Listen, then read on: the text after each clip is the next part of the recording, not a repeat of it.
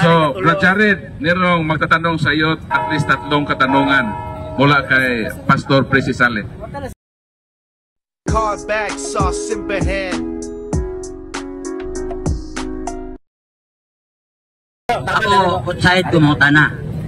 Pero, puli-puli ang kuno sila. Puli-puli ang kuno.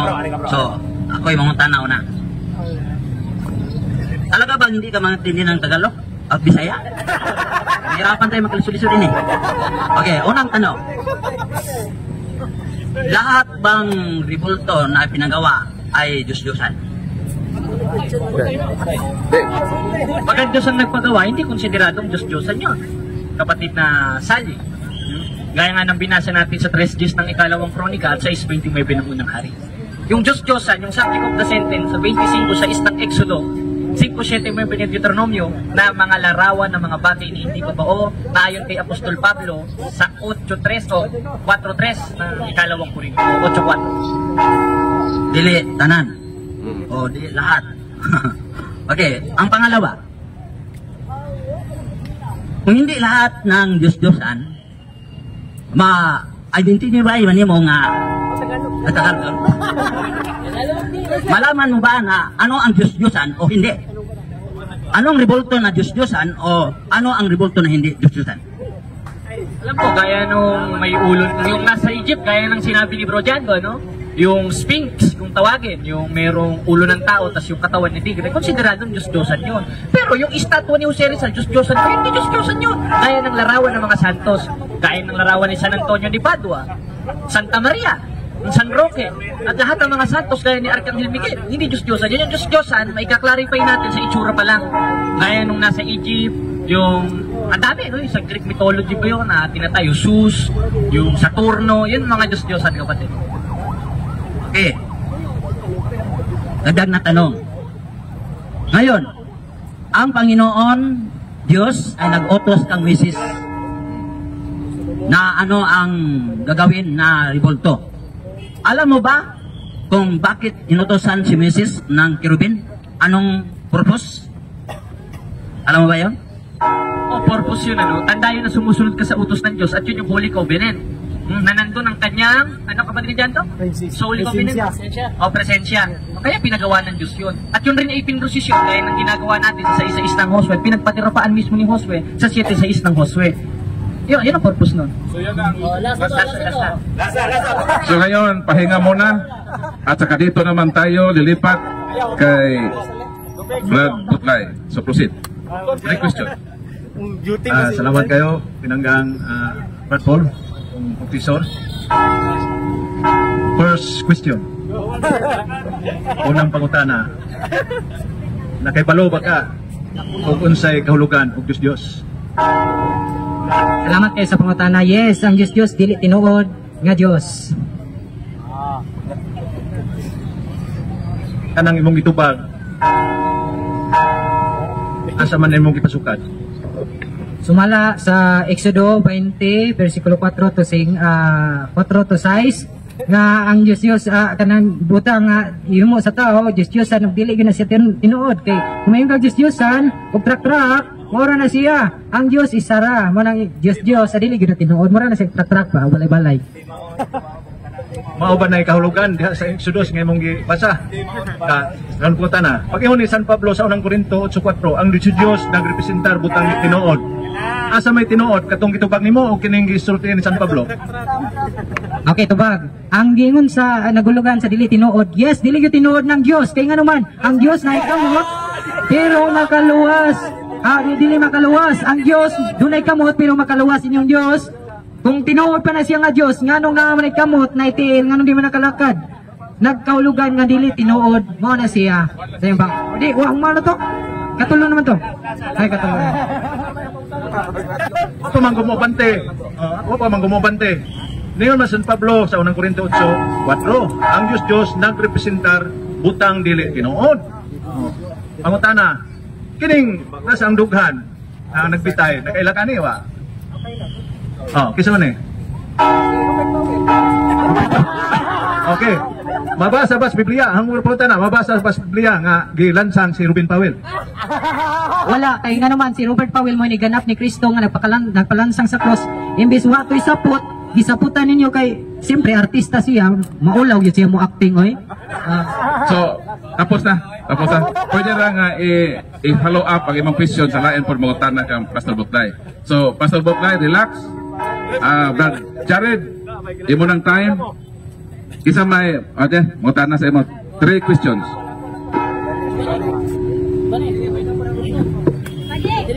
Usara ka pangutana akong pangutana kay kanang namin debate rong sa Dios ana niya kanang na okay sir karang Domingo usara ka pangutana ako kay kanang napa kay kanang muginhawa sa ko usara ka pangutana Nico Formingiran kanang ako pangutana alog bre no patay na kanang hirapan tayo sa magkalisod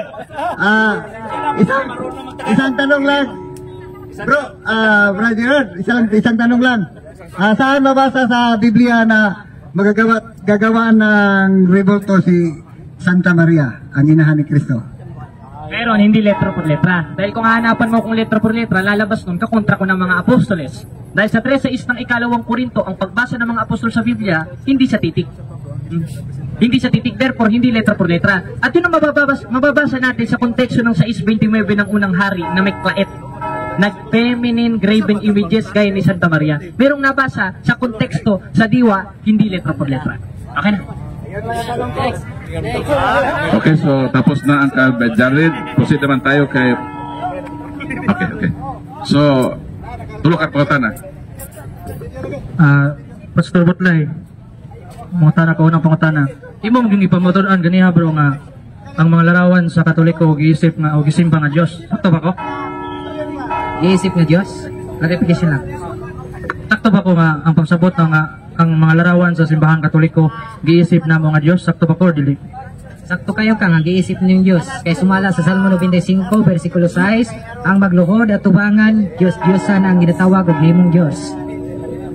Matod nimo bro, matod nimo gisimba na mo ang larawan isip Diyos.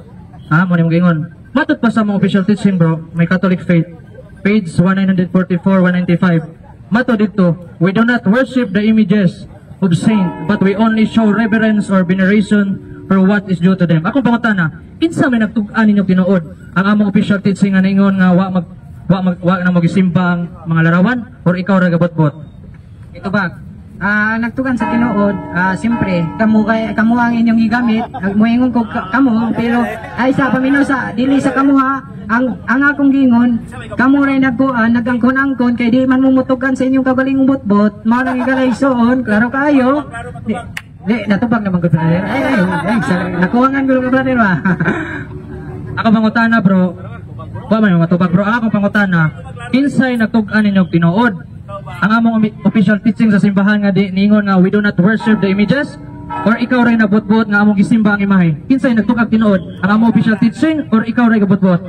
Ako nga nagtugag tinuod. Ako ang nagtugag tinuod. So gitubag tiga kay iba gipapili man ko sa imong mangutana, so di ka mabuot sa akong tubag. So ang gingon sa Biblia, di wala galing ko ay galing pagbuot sa tubag kay gipapili mo ko niya gud gipapili mo ko. So isis mo gani ang pangutana gud, ug di ko mo pili, di na pud tubagan na. So humana ang 3 ka minuto. So asa man ka pangutana? Brad Jared, tayo. Okay, 3 questions. Tagalog sapagkat ang ating speaker ay Tagalog. So itagalog mo ang iyong tanong, bro. Bago ko magtanong, sasabihin ko sana sa inyong lahat kung ano ang pinaniniwalaan ko. Hindi mo. Ayaw siya. Pailay pa. Anong tanong? Ang ating role dito, magtanong. Kung ibig mong mamahayag, bigyan ka namin ng panahon. Pero sa kondisyon na hindi ka alis dito, na hindi ka i-undergo ng cross-examination. Okay. So anong pipiliin mo? Mamahayag o magtatanong? Sagutin mo lang para tapos na. Anong gusto mo? Mamahayag o magtanong? Mamahayag at magtanong. O hindi, isa lang. Sige, ngayon magtanong ka muna, 3 katanungan. Huwag ka mo mamahayag muna. Tanong na muna. Ako si Alfredo Crisaldo, Salvador. Ang pangutanan ako, dugay-dugay na kong naglaglaang. Ining inyong simbahan. Matagal ako nag-ikot-ikot sa inyong simbahan. Meron akong nakikita na parang hindi totoo talaga. Bakit? Bakit sinabi ko yan? Sinasabi ko yan dahil doon sa Quiapo, ang Jesus ninyo, ang itim-itim. Sa ibang lugar, iba. May biguti, ang iba wala. Yun ang tanong ko sa iyo. Bakit iba-iba ang larawan na linalagay nyo sa inyong mga simbahan? At saka bakit halik-halikan pa? Kaya unang-una, hindi namin sinadya kung yun ay itim dahil sa kahoy. Dahil ang ginamit na kahoy sa itim na Nazareno ay ibang kahoy kaysa sa mga natural na kahoy gaya ng oak, gaya ng puno ng santol na original na sa Nuestra Señora de la Paz na de la Puyahe. Kaya isa lang ang nire-representasyon. Sino mga kapatid? Si Kristo. Dahil Diyos mismo nag-utos, pati na halik-halikan. Kung para sa iyo, paghalik pagsamba, ibig sabihin pala si Apostol Pablo, inuutusan magsambahan tayo sa isa't isa sa D6 ng Roma, na magbatian kayo ng banal na halik. Kung kakahulugan sa inyo ng halik, pagsamba, ibig sabihin pala, si Pablo at tayo, pinasasamba sa isa't isa dahil utos na magbatian ng banal na halik. Ngayon, bakit itim yung isa? Yung isa naman puti, yung isa naman walang buhok. Dahil sa kahoy. Dahil sa kahoy. Dahil sa kahoy. Parang ganito, mga kapatid. Merong taong itim, merong taong maputi, pero isa tao pa rin. Yan ang sagot, Tatang.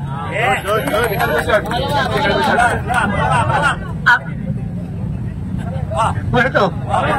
Dugang na to, dugang ha? Dugang ha? Dagdag, katanungan.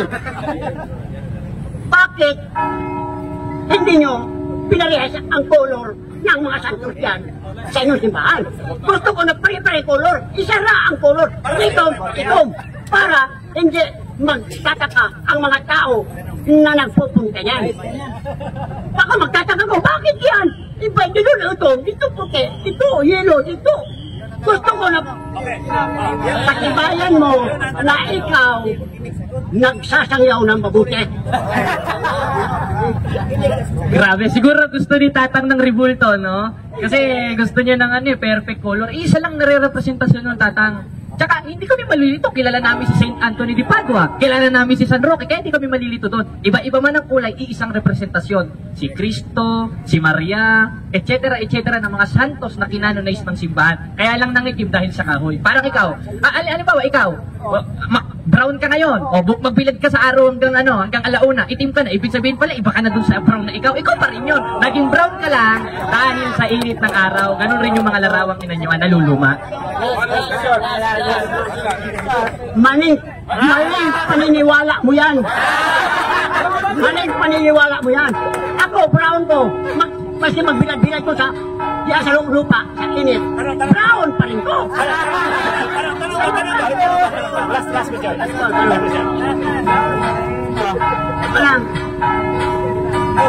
Ano ang totoong reliyon sa buong mundo?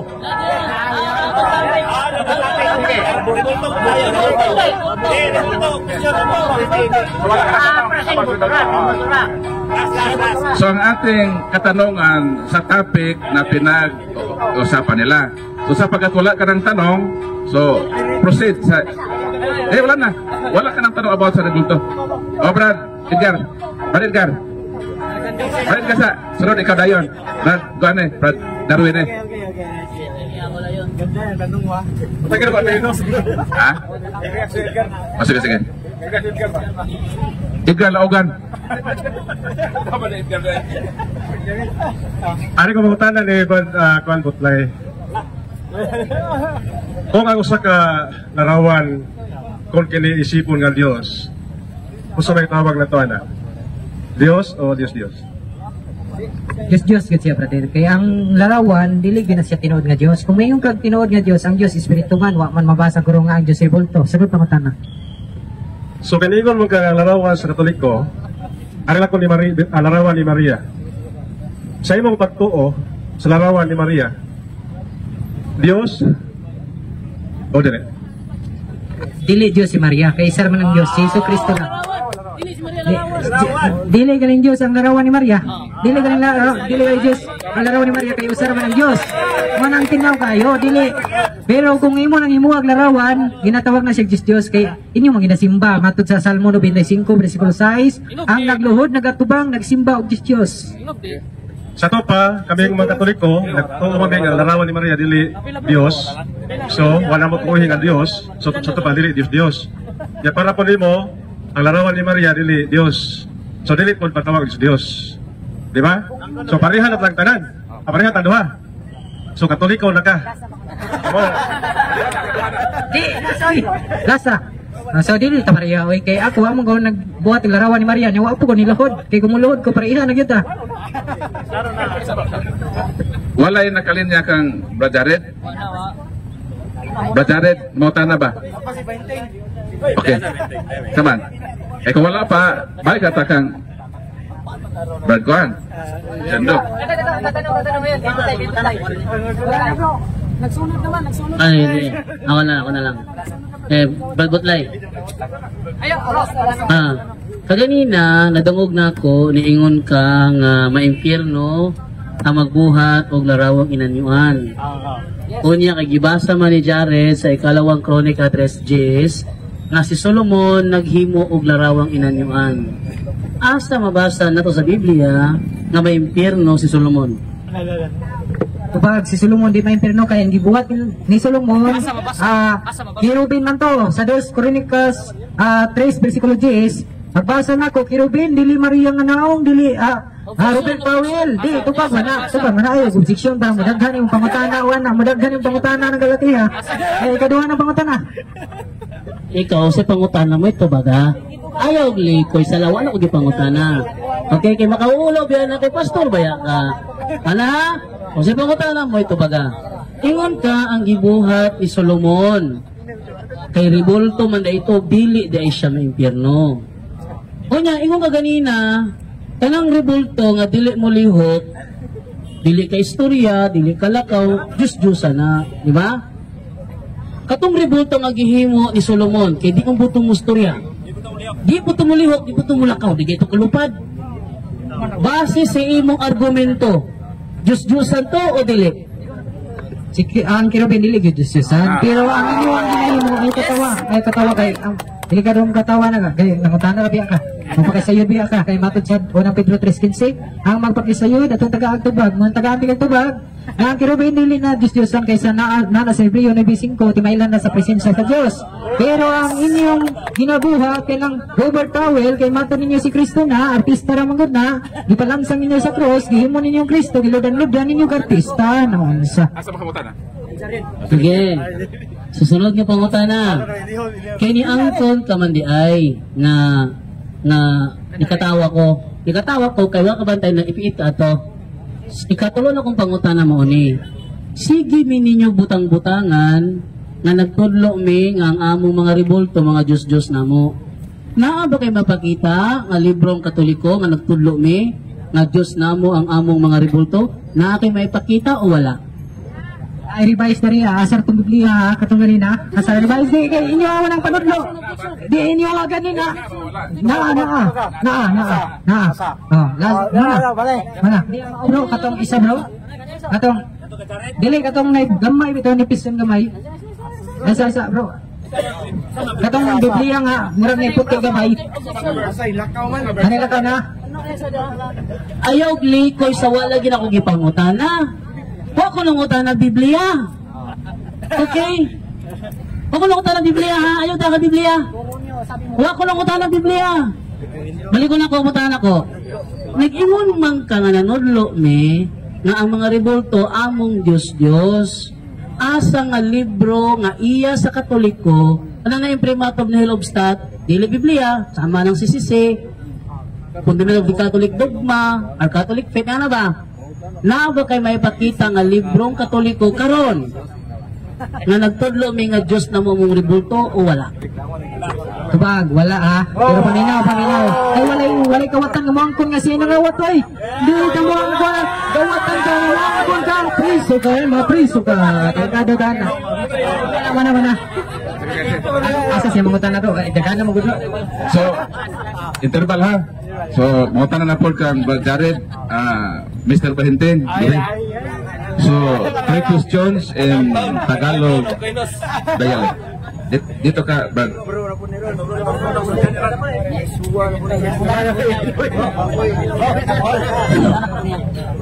Kanina, Jared, sinabi mo, quoting from the Hebrew. Parang alam mo sa grammar sa Hebrew. Ano ba ang ta sa taas sa Hebrew? Binasasagot ko kaya sa akin bigay yung mic. Ang binasa ko, yung Lota, Asemek, Apesel, at Elohim Akharim. Wala naman ako binasang ta. Tinan mo. Refer your question, Mr. Bahintin. Last question. Dili ta putlon. Tatlong pangutan na. Ang tanong ko ay sa ase. Yung sa taas grammatically, ano ba ang ta in grammar? Pagpinisaya bro.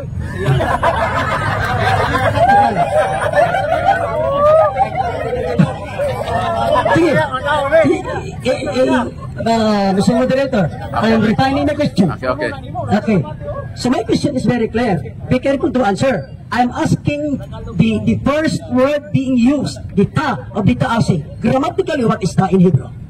Ngayon, yung ta, hindi ko alam yon. Pero, yung subject of the sentence na Lota, Asemek, Apesel, yun ang alam ko sapagkat yun ang ginamit ko at yung Elohim Akharim po mga ibang Diyos. Tinan mo, para may maipuntos lang ito si Bahinting, kukuha ng kapiraso na hindi ko nang binasa, pinututol-tutol. Una-una mo kung gaganihan, hambog-hambog na quote ng Hebrew. Ikaw ang unang nag-quote ng Hebrew, itinatanong mo kay, pagkatapos hindi mo alam sa grammar. So, pangalawang tanong, yung utos ng ating tagapaglikha ay gumawa ng kirubim. At sa Catholic Church ay gumawa ng mga taong may parents, may father and mother. Like Pedro Calungsod, like Mary. Pero doon sa Biblia, yung kirubim walang parents. Tanong, saan ba, meron ka bang mababasa sa buong Biblia na mayroong inuutos? Oo, iba kayo, huwag mong turuan. Kaya tanong, meron bang teksto na mababasa na ipinagawa ng ating tagapaglikha ang isang larawan tulad ng larawan ni Abraham, na yung holy people, holy persons? Meron o wala? Yung merong parents ha? Meron. Andun mismo sa konteksto ng 6:29 ng unang hari in Hebrew, Meklaet. Meklaet, waiting. Ang kahulugan nun, feminine graven images at human graven images. Ano, yung human ba? May nanay at tatay ba? Wala? Meron. Hindi yung tinatanong ko, yung binigyan kita ng example. Sabi mo feminine. Is that grammatical feminine or biological feminine in Hebrew grammar? Let me clear. Let me clear to you. Is that biological feminine or grammatical feminine? Gender. Parehas. Bakit? Feminine graven images, pwede rin grammatical feminine graven images. Sapagkat yun ang subject of the sentence sa 6:29 ng unang hari. Huwag ka tumawa dahil ang pagtawa sa tostos ng Ecclesiastes, uri ng kaululan. Ayoko namang sabihin, isa ka na doon, Bahinting. Kaya, Bahinting, huwag ka nang magaling-galingan. Bulgar ka na kay Father Darwin. Sa akin pa. Grammatically, if you happen to read Hebrew ending with letter He, that is feminine. You do not know that. Do not use Hebrew, you do not know the feminine gender. So ang tanong ko, hindi na ko magtanong kasi mali ang sagot mo. Ang sagot mo, sabi ko, grammatical feminine. Grammatical feminine, for example, in Hebrew grammar, if the word ends with He, that is feminine, like menorah, like Torah, that is grammatical feminine. No. Ang biological feminine, you are using the word referring to a woman. To a man, that is a biological. Wala nga iba niya, mali ang tanong. Sasagutin ko yung sinabi niya. Yung 6:29 ng unang hari, pwedeng grammatical at pwedeng biological. Bakit? Sa 629 ng unang hari, ang Diyos ang nagutos. Literal ba yun? Hindi. Literal. Ngayon, yung gender sa 629 ng unang hari, yung konteksto sa Hebreo ng Meklaed. Pero nyo, hindi alam ni Bahinting yan? Ay, Bahinting. Gender yun. Tanong mga kapatid, yung feminine ba? Gender ba yun o hindi? Gender. Ayaw niya ng gender yun. Sige, yung salitang minora, lam. Feminine ba yung lam? Babae ron? Babae yun? Huwag ka magalit. Ang usapan natin sa 629 ng unang hari, related sa topic ko na word Meklaed. Huwag kang lalagpas sa word Meklaed na kung ano. Huwag ka lang, Bahinting. Mag-aral muna kayo, Bahinting. Mag-aral muna kayo. Yung sa 629 ng unang hari na Meklaed, biological at grammatical, parehas. Ay, nako. Parehas na nga feminine. What is the Hebrew word of you, biologically? Yo. What is the Hebrew word biologically of you? Parang alam mo. Is ata. Lalaki ata. Babae at. That is a biological term. Hindi mo pataka kag gama di mo. In fairness no sa nangutana ka ganina nga di na related sa topic, ang mapangutana ni Brad Ismael wala na linya sa atong rebulto nga topic. So Brad Bahinting, atong topic lagi. Kaya nga itong topic nila is about images. So Brad, na kay time to explain. Sagutin natin si Bahinting, ano? Ngayon, tinatanong niya ako. Hindi naman ako anteme, ribulto, na konteksto sa 629 ng unang hari, na ating napatunayan, yung word feminine, grammatically and biologically. Dahil kung may out of grammatically yan, hindi mapropronounce yan. O tingnan niyo si Bahinting, hindi alam ang pronunciation. Kaya mga kababayan, huwag na kayo magpaloko kay Bahinting. Nag-Hebrew, nag-Greek, mali naman ang gramatika. Hindi na alam ang konteksto. Nako, huli ka na. ChatGPT pa. Pati yung word na koinas, ikinat GPT yan tuloy. Pati yung ChatGPT, kalaban niya. Kaya napatunayan natin mga kababayan na yung word Meklaed na feminine and unfeminine pwedeng biologically at pwedeng grammatically ayon sa Biblia. Asa mabasa? Kung tanong sa Hebrew. Ang Hebrew, yung word Meklaed, sa Hebrew interlineal, ang nakalagay doon, biologically and grammatically. Kasi kung walang grammatically yun, hindi mo mapropronounce yan, Bahinting. Ay, naku, Bahinting. Ito na mismo sa 629 ng unang hari. Hindi mo nabasa, Bahinting? Pero naman, tagal mo ng pastor, hindi mo pa nabasa yan. Okay, so bata versus matanda. Sunod na tanong.